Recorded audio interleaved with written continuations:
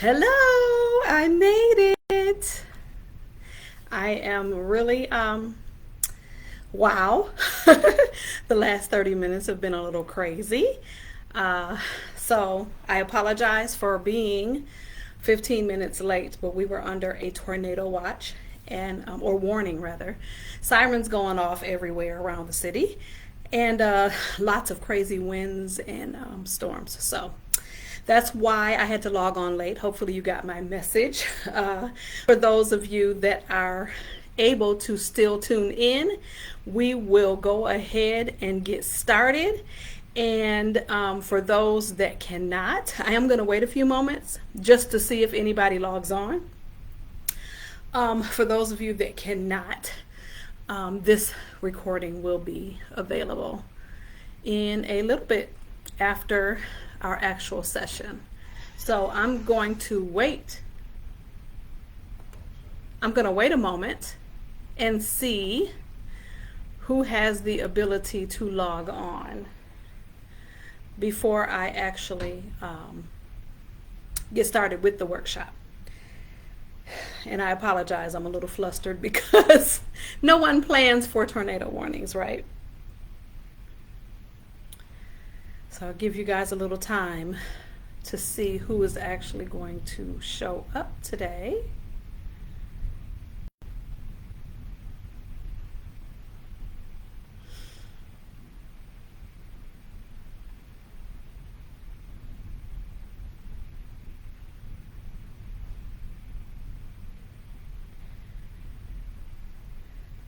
Okay, so we have some people showing up. I was able to make it, so hopefully I'm going to wait a few more seconds just to give some stragglers some time to show up. And then obviously this will be available on my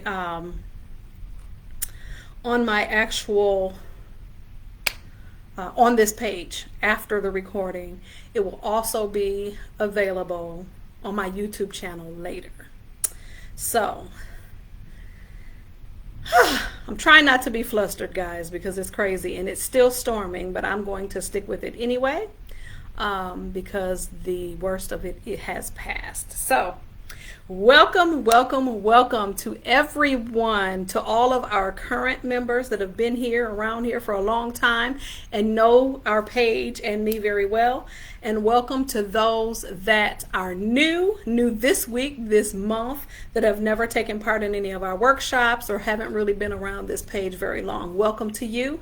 Feel free to browse the pinned welcome message at the top of this page so that you can understand more about myself, more about the creation of this group, what we're all about, and what we can do for you, what you can do for us, because we're all in this together as parents in pursuing unschooling, interest-led learning, natural ways of learning and living and enjoying life with our family. So again, my name is Carla Marie Williams.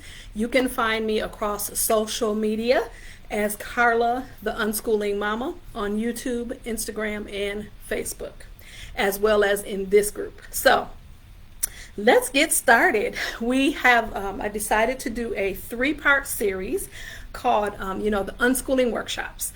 The first one was last week, and you can catch that right here in this feed if you go back to last week. And it was on transitioning to unschooling, a smooth transition to unschooling. This week we're going to be talking about layered learning. Yes, layered learning. You may not have heard of it, but you're probably doing it a little bit already. And then next week we're going to be talking about unschooling with different capabilities or special needs, or however you want to describe it, learning differences, things of that nature. So those will be our 3 topics. And I am going to go for maybe 40 minutes, and then I'm going to open up the floor for questions. I am going to try to answer some of the questions here. If you are watching this later and you have questions, just put them in the comment section, and I will go back and answer all of the questions by hand. So thanks for showing up. Thank you for everyone coming. Thank you for your grace when it comes to me being late as a result of the tornado. But again, I want to Okay, it looks like my internet is acting a little funny here. None of this was planned, but we're gonna keep going. Um, Again, yes, I'm Carla Marie Williams, and I am the wife of 26 years and the mother of 6 passionate learners. And we've learned together at home for 15 years. The last 11 plus years have been unschooling, interest-led learning. We launched 2 of our oldest kids in 2020. We have 3 that are launching in 2024 and then 1 more in 2026. And so we've been doing this for a little while. We've gone from the toddler stage all the way to the launch into the world doing what they love stage. And so I am here to be a blessing and to be a support to you and your family as you are on this journey as much as I can. So let's make cake. You might be like, what are we doing? Is this a cooking class? No, this is a layered learning class. But I want to compare our learning journey to making a cake because it's very applicable to what I'm going to be talking about today. When it comes to baking, many of you bake your kids. One of the things that's important is paying attention to the ingredients, paying attention to every single part of the recipe can make or break the cake, right? If you put too much oil, not enough eggs, too much water, or not enough water, your cake's going to come out a little different. It's going to have some things to be desired, right? So I want us to look at that and compare our learning journey to that very thing, to be able to say, how can I layer this where it comes out tasty, where it comes out complete with all of the right ingredients, so to speak. And we're not talking about ingredients when it comes to like checklists or the right curriculum or the right courses and things of that nature. I'm talking about exposure. So I have spent the last 11 years of our learning journey, our unschooling journey, layering my kids' learning in a way that has allowed them to be able to see from many, many, many different perspectives what it is that they love and what they don't love. And that's what I want to talk about today. All about exposure. What is layering? Layering is giving your kids the opportunity to see things from many different perspectives and angles that allow them to be able to get a holistic view of a topic, of a person, of a world event, or whatever it is that interests them in the moment. How can we layer that learning experience to be able to give them the most holistic view of that? How can we help them go deeper? So, and it's all about exposure, right? One of the number one things that parents say to me is that my kids don't have any interests. And my answer is always the same. If they are alive, they have interests. If they don't show any predominant interest or they haven't expressed an interest in anything particular, then either one, we're not paying as close attention as we think we are, or, and that may not be the case, or they haven't seen it yet. They haven't touched it. They haven't experienced it. So they don't even know what it is that they love because they haven't had enough experiences and exposure to even know that, right? So that's what we're going to talk about today. How can we expose our kids to more things and more perspectives that give them, that kind of open their eyes to things and let them see things from multiple perspectives, so to speak. So you might have heard in the unschooling, homeschooling word, this word strewing, right? And although it is a age-old word for the unschooling community, it kind of has a more significant meaning for us, that someone outside of homeschooling or unschooling would wonder what the heck we're talking about. But strewing my definition of strewing, is unforced, uncoerced placement of resources in the child's environment without requirement or expectation. Now, this isn't easy, and I am aware of how not easy it is because Um, a lot of times we get excited when our kids show an interest in something, and then we lose our mind and we just pile up everything we can think of and throw it at them and wonder why they're like, no, stop the press. Mother, please.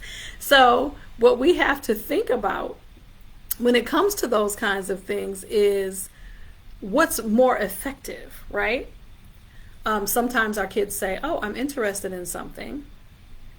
And then we pull out all the stops and write a check for a new class or a new course or a new lesson. But we didn't recognize that that was an in the moment question, not necessarily something they wanted to pursue.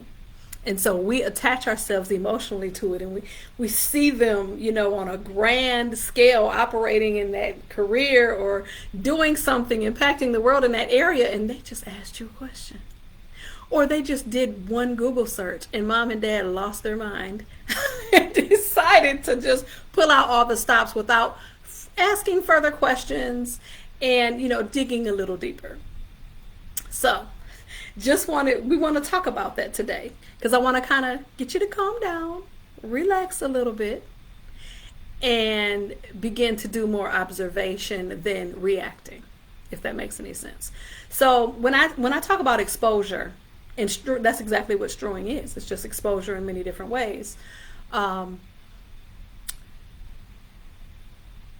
Exposure doesn't always have to be something that they have expressed an interest in. It can be, right? But it can also be randomness. And when my kids were very, very small, that's the place from which we came. Completely random. Why? Because I had no idea. They had no idea. No one had any particular, except for one child, had any particular thing that looked like it was going to be, a deep, revelatory experience or something that they dive deep into. And so my job and our job as parents is exposure. What can I expose my kids to that will help them see different aspects of the world, different industries, how things work in the world? And so we did that through field trips. We did that through books. We did that through, YouTube playlists. We did that through conversations and television and, just vacations and all kinds of ways that some cost money and some do not.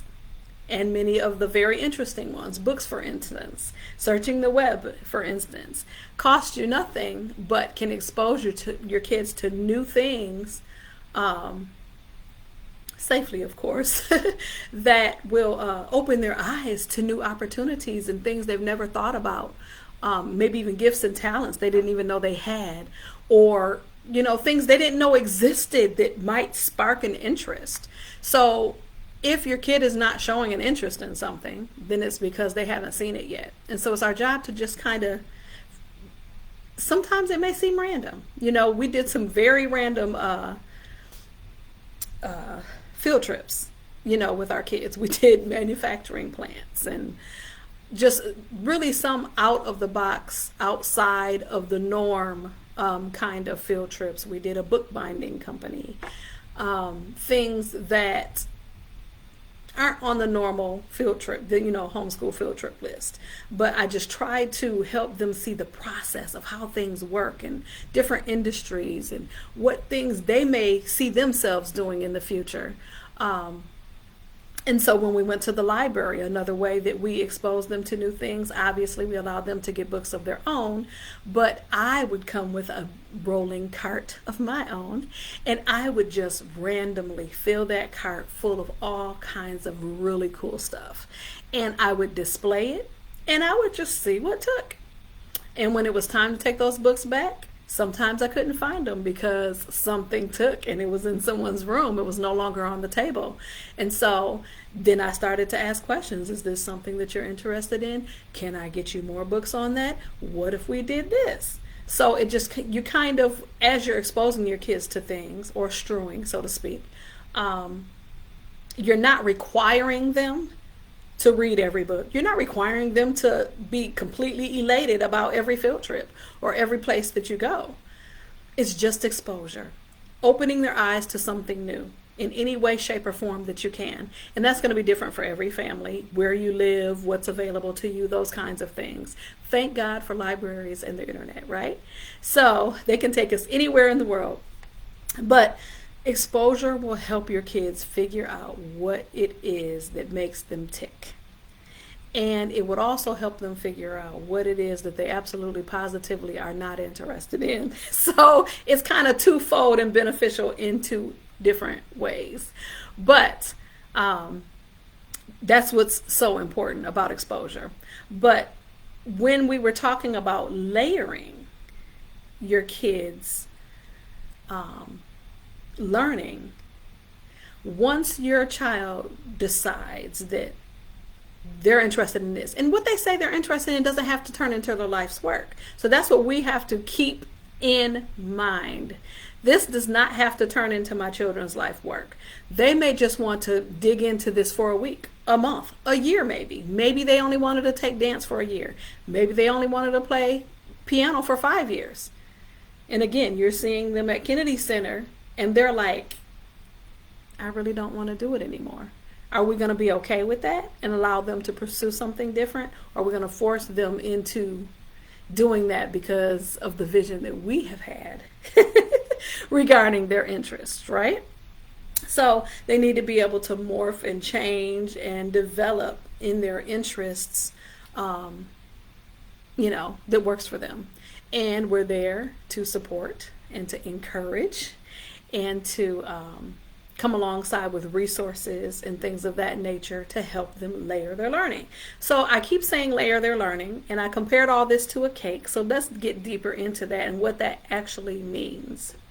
So as we talked about before, when we're layering a cake, we got to have the right amount of everything, and I am not necessarily the best baker. I was as a child. I kind of lost the gift. So yes, I do make boxed cakes.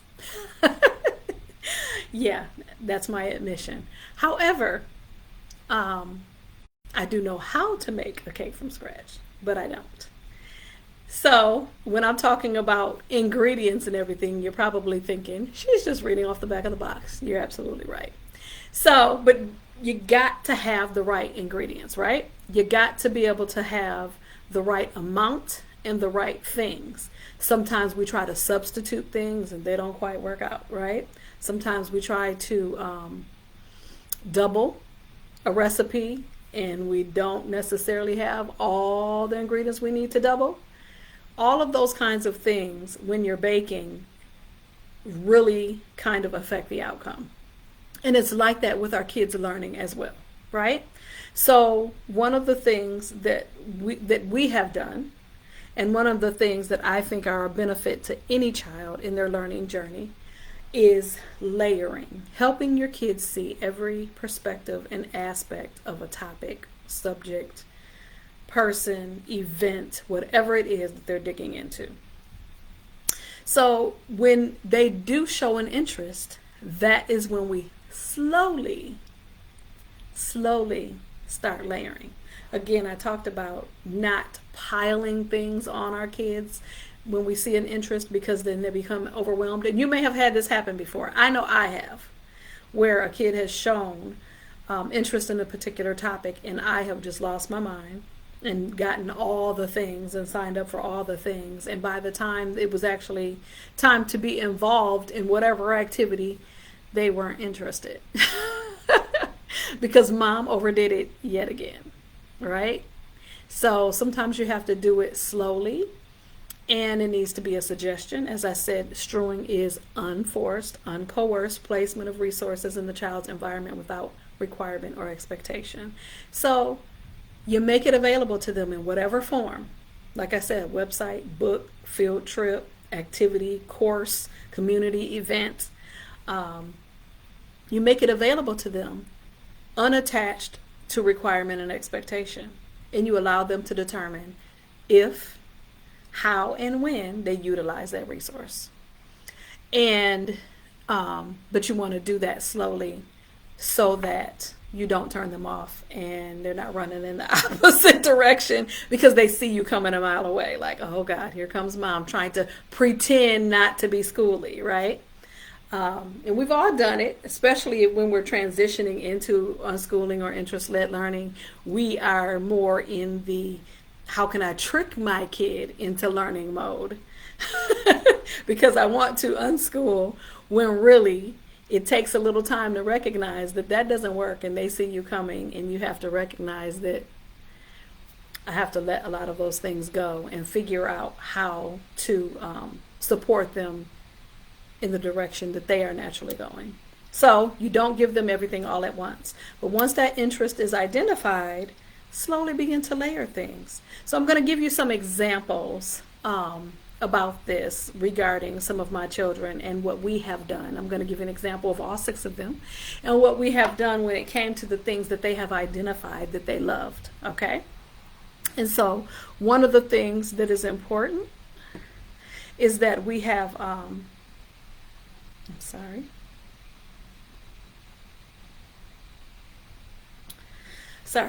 One of the things that is important that we have noticed is that how we go about introducing information and resources to our kids is as important as the resource and information itself. Especially, I'll give you an example. My 2 older children had a short experience in public school, but enough to the point where it affected how they thought learning was supposed to take place. And so for them, they were used to being told what to do every moment of every day. And although they were only there for a few years, it still had an impact on them. My younger 4 have always been unschooled. And the difference is astronomical, because these 4 that I have at home don't even try to come at them with anything remotely schooly or traditional or, within the box. Just don't even attempt it, because it's not gonna work. And so I learned that very early. I love that about them, but it keeps me in check though, because I'm committed to this lifestyle for my family. And anytime I get that way, they kind of are like, what's happening here? So how you approach, in introducing new information and resources to your kids is as important as the resources themselves. And one of the things that I noticed as well that is important is the angle. Sometimes you have a kid that is an auditory learner and you're trying to introduce something to them. Right topic, wrong resource or wrong angle. And so you have to think about those things too. I have a son that is a world historian in his own right, and he can hang with the best of them when it comes to world history.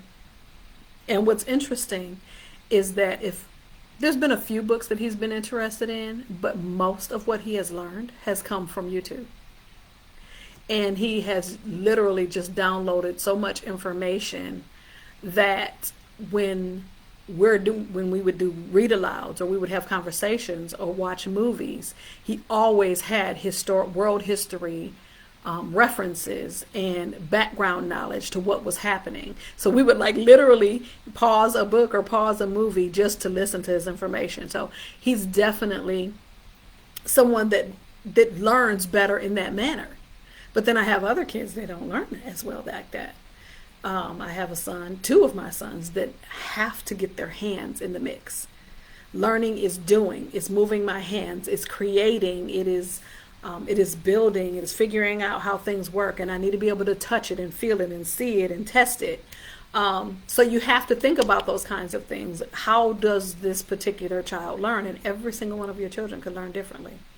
So you have to think about that as well, so that you are not discouraged when they turn down a resource, because it may be the topic that they're passionate about, but it may be the wrong form in which you are presenting it, right? So you have to think about those things. So for instance, I'll give you an example. How did we layer our daughter's learning, our oldest daughter, who is 20 now? How do we layer her learning? Well, we made the mistake very early on of trying to push math down her throat as traditional homeschoolers, and it almost broke her. And it really put a rift between our relationship because I had this requirement for her, and it wasn't who she naturally was. It's not that she couldn't do, basic math and living math and things of that nature, but I wanted her to be an expert in the area. And when I let all that go and we started unschooling, I recognized this child I was trying to make into a mathematician was actually a writer. And so we dropped everything and we said, just write, baby, just write. She took course after course in creative writing. College courses, acing them, doing very well, published 4 books. But where the layered learning came in was I began to see everything that she was learning and what we could do, all the aspects of being an author that she could experience. So she experienced the writing, she experienced the editing, she experienced working with an artist to create her covers, she experienced marketing, she experienced public speaking, she experienced, kind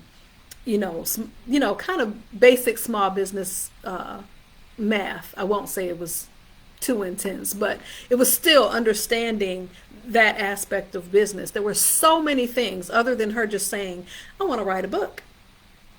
And then understanding publishing, understanding social media, understanding, printing and all of the aspects. That was a layered learning experience. All of the aspects of being an author. So I could say, she just wants to be an author, and then she can just fill up notebooks full of short stories. Or we can say, what are all of the ways in which all of the aspects of being an author that she can experience hands-on personally throughout this journey of becoming an author, all the things that she's learning. And that's how we layered things. That cake was perfect. It had all the perfect ingredients to give her a full view of what being an author was. If she wanted, that didn't mean that she had to pursue that for the rest of her life, but that was her current goal, to write and produce and publish 4 books. And she did that. And out of that experience, we were able to layer all of the possible things that she could experience in that area. So that's how we layered learning for her. My oldest son, many of you know, is a pilot, as well as an avionics, or what they would consider aviation electronics technician, and aviation maintenance technician. So he has licenses in all of those areas, just so you know. He's not just self-proclaimed. But he started off wanting to fly. Simply wanted to fly. That's all he wanted to do. And then once he recognized how the plane, flies, actually got in the plane and flew the plane at the age of 12, he's been flying for a very long time, then he started asking more questions. Well, why? What keeps this plane in the air? What control, what are the computers that make this thing, that control this thing and make this thing go? And then how do all of the mechanics in the engine and all of these things work? So we were like, hey, we need to find a way for him to get information from a different perspective. So it was all aviation, but he needed more. He needed more layers to be able to explore aviation as an industry versus just, how do I fly this plane? And so we were able to sign him up for 2 different courses, one for avionics and one for aviation maintenance. And as a result of that, he got certified to be able to work on planes, work on the computers on private jets, and work on the body of planes, as well as fly them. And so we were able to layer his experience, his learning experience and exposure from different angles on the same thing. All right. And so it's important to kind of see how that works, and that can work with anything. And I might be talking about, you know, aviation or being an author or something like that, but it can be something like trains. You might have a small child that is passionate about trains or passionate about, you know, just building Legos or whatever the situation is. At every age and stage, you can layer different perspectives and ways of looking at things when it comes to what your kids are learning and what they're pursuing in the moment. So that gives them a holistic view of what is possible in that particular area. So, you know, and we've had this time and time again. I have a son that is a singer, musician, and actor. Um, so what do? We try to come at that from every angle, from songwriting to composing music to, you know, piano and guitar and acting and modeling and television acting, theater. So he had all of these different experiences, and he could decide, which he has. He was in 6 plays, and after the 6th one, he said, "Okay, I really enjoyed that experience, but I think that I want to focus on screen acting." So we stopped the theater. But had he never done that, had we never thought, oh, okay, let's try every aspect that kind of plays into this particular interest of his, he would have never known whether or not theater was for him or not for him. So he has chosen to, you know, focus on a particular area. With music, you know, he said, I want to play the piano. We were like, okay, let's play the piano. Then he was like, I want to sing. We're like, okay. And actually, next week he started singing lessons. He's like, okay, I want to play the guitar. Okay, let's play the guitar. Now you may be saying, that sounds really expensive. Some things may appear that way, but you know, if you know a guy, if you know somebody that repairs the instruments or someone that is getting rid of one, or go to Facebook Marketplace, everything doesn't have to be as expensive as it sounds. So I'll just say that where there is a will, there is a way. So don't always feel like in order to do this, you have to be rolling in the dough, because we certainly are not. And we have done it with 6 children while not rolling in the dough. So don't be discouraged by the things that I'm saying and assuming that it took a lot of money to do it, because it didn't. Let's see here. We have a son that loves robotics. Okay.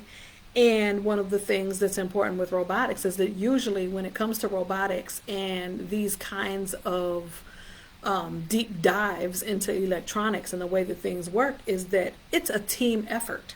You have lots of people on a team that make a robot work, right? And so we try to expose him to every aspect of that. So his robotics team, there are lots of different aspects on his team. There's the coding, which is not his favorite. He loves the building, the designing and the building of the actual robot. That's his favorite part. You know, there's the marketing team, believe it or not.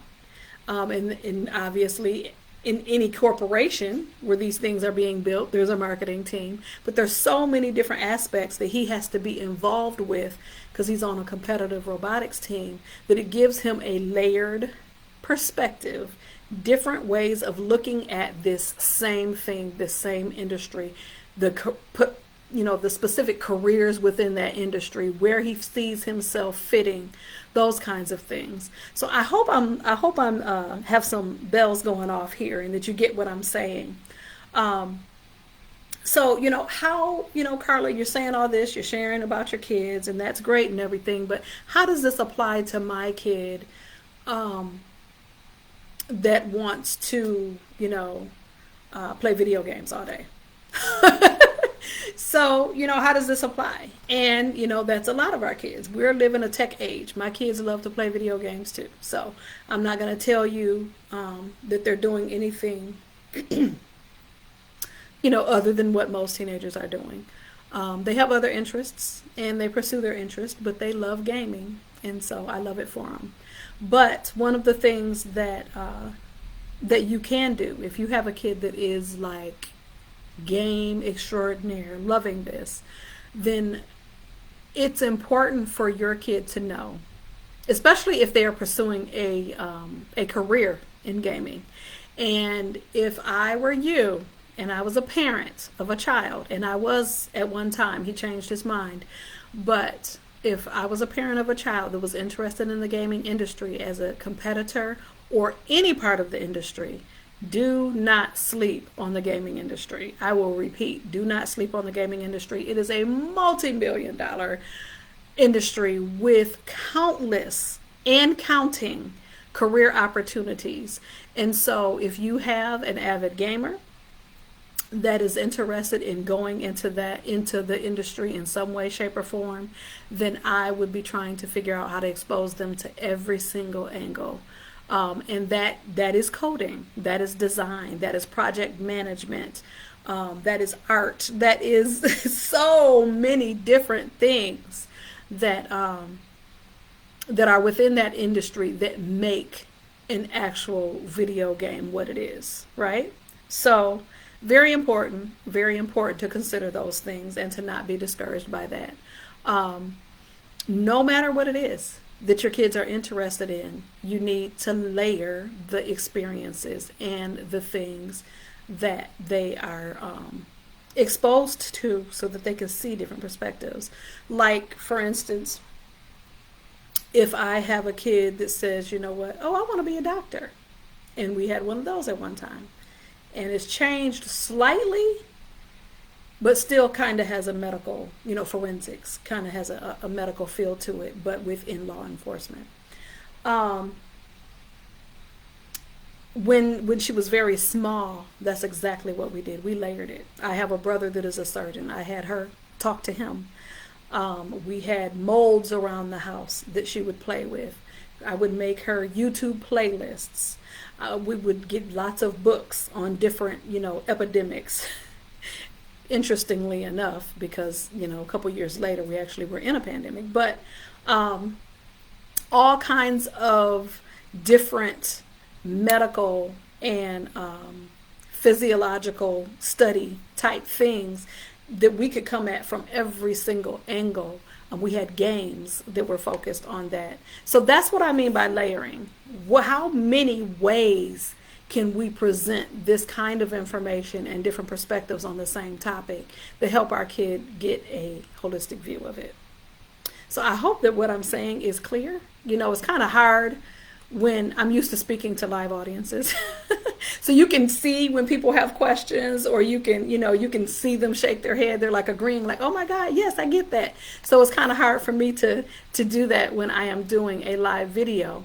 So I hope that you guys are really getting this. But layering is all about exposure. It's all about figuring out different ways of approaching the same thing. And that same thing can be anything. It can be Pokemon cards. You have to recognize that our kids have ways of learning things that have nothing to do with the thing that they're actually, focused or passionate about, right? There's so many different aspects of it of the thing that they are learning. So I want to open up the floor for questions before we end today. But I do want to say this. For those that are new to unschooling, for those that are new to interest-led learning, or even new to this page, and they want more information, inspiration, and ideas, I have 3 books: Homeschool Gone Wild, Teens Unleashed, and Unschool Yourself for Teens, which was a journal for the teens, that are on sale on Amazon until August 31st. So I kind of did that a back to school sale. So they're already marked down. They're not going to say sale because I marked them down already. And so what you see on Amazon is the sale price. But I just wanted to offer that to you. Pictures of them are at the top of this page. And this page was named after my very first book, Homeschool Gone Wild. But I really want to encourage you to ask questions. I'm going to try to answer as many as I can. So put them in the comment section. Hopefully I will see them. Let's see here. Okay, let's see here. What if we strew, this is Joy D, what if we strew in the area of interest and they aren't interested in the items we added to the home environment? Very good question, and I've done that before. sometimes it's because I didn't ask enough questions. I'll give you an example. One of my oldest son had said he wanted to play guitar because he would see, the guitar players at church. And he was like, I want to play guitar. I want to play guitar. So I go out knowing zero about guitars, and I find what seems to be an amazing antique guitar at a yard sale. And I go out and I buy it for him and I give it to him for Christmas. And he does not touch it. Not interested. Once in a while he'd pick it up just to, make me feel good. But he was not interested at all. And I'm like, I was so hurt because I was emotionally attached to it, which is exactly what string should not be, right? I was emotionally attached to this guitar. Come to find out, he wanted an electric guitar. This was an acoustic guitar. And then when I actually took the acoustic guitar to the guitar store, because a second son decided that he wanted to play acoustic guitar,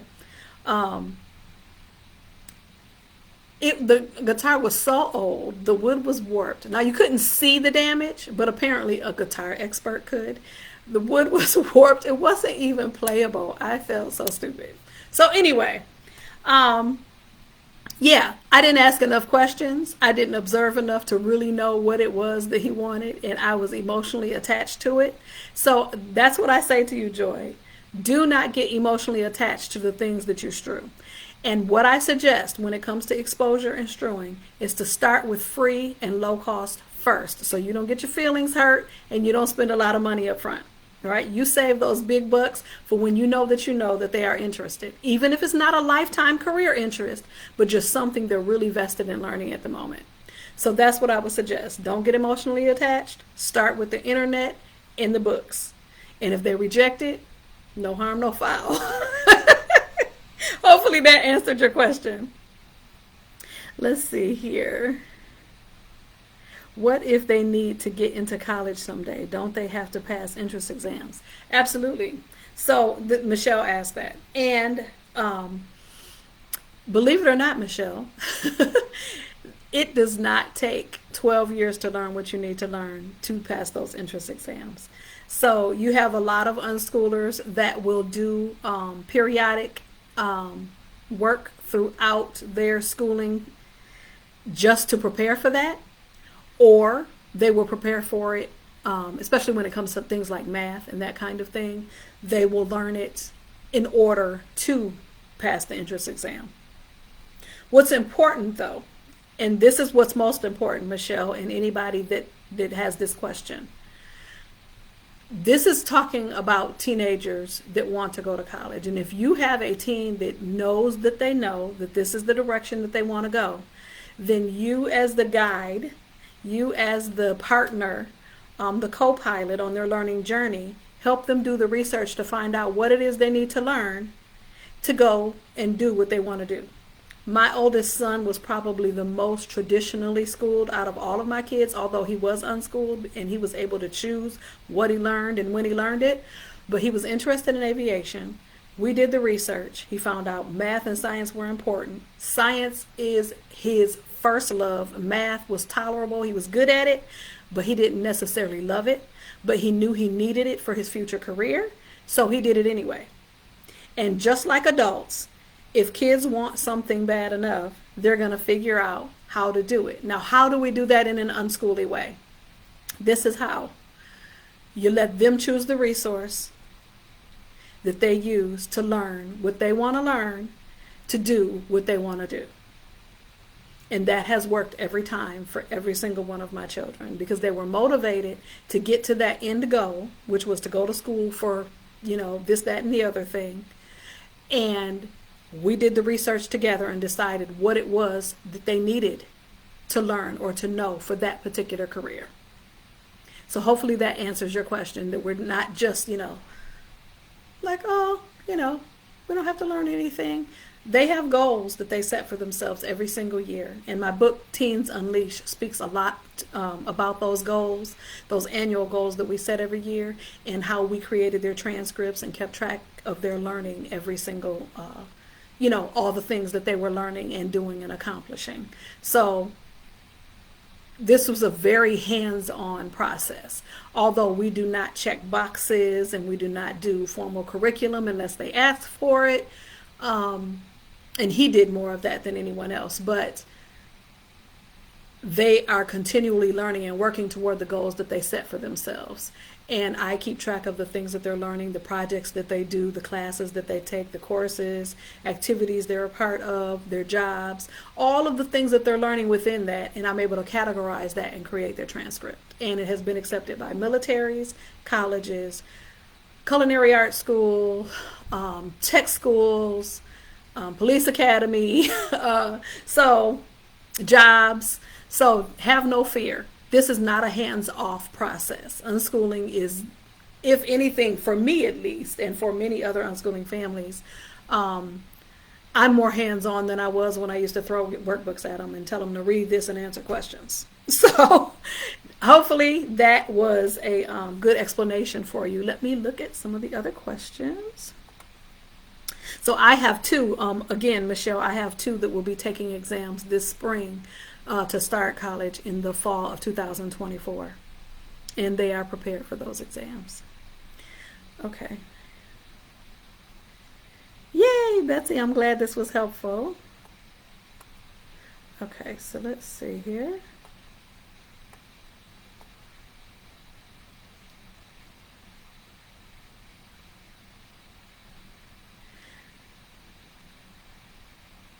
Okay.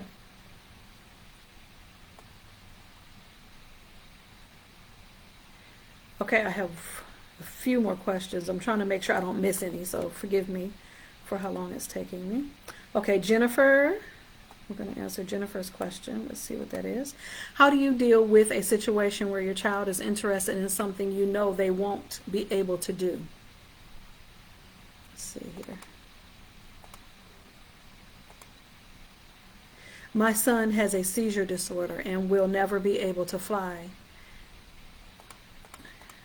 The computer keeps moving on me. His big brother is studying to be a commercial pilot. He loves learning about planes and military. Slowly transit. Oh, that's a different one. Sorry, it keeps moving on me. So right now, I just let it be. But at some point, I am not sure how to handle it. He just turned 12. That's tough. That's tough. I will say this, that I have recently did a transcript for a young man that wanted to fly and but was unable to because of a medical reason. And so what I would do if he loves the aviation industry as much as, you know, as you say that he does, I would layer those experiences in all that the aviation industry has to offer, because it is massive. And there are lots of things that he can do within that industry that don't include necessarily flying a plane, but it could include repairing the planes. It could include any number of things. And so I would start to expose him to all of the possibilities. Now, my question for you is, I would make sure in a very gentle fashion, a very compassionate way, because I understand how it feels as a mom to not want to crush that. It may even be a really good idea to get your older son, who is studying to be a commercial pilot, possibly involved in some of the research and all of the opportunities that are available, because he's closer to it than anyone in the moment, I assume. And so getting him involved and compassionately approaching the topic and simply exposing him. If he loves planes, let me tell you something. My oldest son loved flying, but it wasn't until he started in avionics that he realized that was really his first love. So now he's looking at flying as a hobby.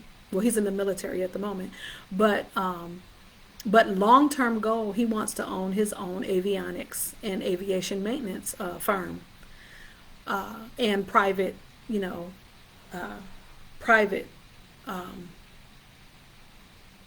private flight service or anything like that, but not actually fly the planes himself. So there's so many different things to think about in ways that he can go about pursuing the same industry just in different ways. So I hope that was helpful, and my heart goes out to you, and I just pray that conversation and that transition into some other possibilities is smooth for you, because I definitely understand how that can be hard. So we have one last question before we end tonight. It is from Wendy Starr, Elam Tiller. Let's see here. Hopefully the computer does not continue to move on me like it did. When you have a child that wants to be led, she was public school for 2 years and I homeschooled for 3 years. I've been slowly transitioning to unschooling. We've been almost unschoolers for about 6 months now. She likes the Brain Quest workbooks a lot, but she wants me to instruct her in what she does. Will she eventually adapt, or is that more of a personal thing per child? That is very personal. Like I said, my oldest son, when we transitioned to unschooling, he's the only one that went kicking and screaming. And most people would be like, really? He didn't want to unschool? What kind of kid? And I didn't understand. All of the other kids were just flourishing. I didn't have to say, hey, here are some ideas. They all had plans for their day, projects just popping off all over the place, and, activities all day long with the other 5. But he struggled, and I did not get it. And the reason is because the way that he thinks, he's a very cerebral thinker, and he really likes traditional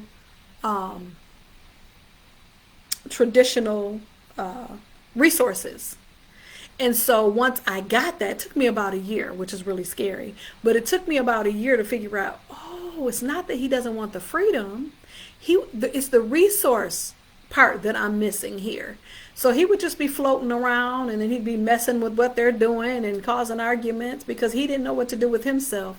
He needed the traditional resources. And so when we would sign him up for things online, for Khan Academy, for CK12, my husband would do algebra workbooks with him, because these are things he wanted to learn. And so we responded to that desire. So unschooling isn't, hey, just throw out all of the resources and let them just fly by the seat of their pants. It's following the child's lead. So if that child says, this is how I learn and this is how I desire to learn, then we respond to that. Now, it's a different story if what you're perceiving is fear. Then helping them work through that and understand and trust themselves to make great decisions and to follow their own lead. When it comes to wanting to be actually taught, one way of approaching that is, it's kind of a trick, but one way of approaching that is by helping her choose the resource and her choose when and how she does it, and you coming alongside when she does that. And before you know it, she'll get to the point where she's not waiting for you anymore, if that makes any sense. And I hope that is helpful, because with a child that has learned traditionally in a traditional environment, it's very hard to get used to something else. That's why deschooling is so important. So I'm not sure whether or not you've taken a significant amount of time off of everything, just to bond and to reset your mindset on how you want the learning environment to be for both yourself and her. But if she is asking for direction, which is what my son was asking for, in the form of resources, but if she's asking for your involvement, then one way of doing that is allowing her to choose the resource, allowing her to choose how and when she uses it, and then being there with her when she does. And that might be helpful. And then allowing those resources to become more and more hands-on and interactive outside of the book, if that makes any sense. So hopefully that was Hopefully that was helpful, Wendy. Let's see, are there any more questions?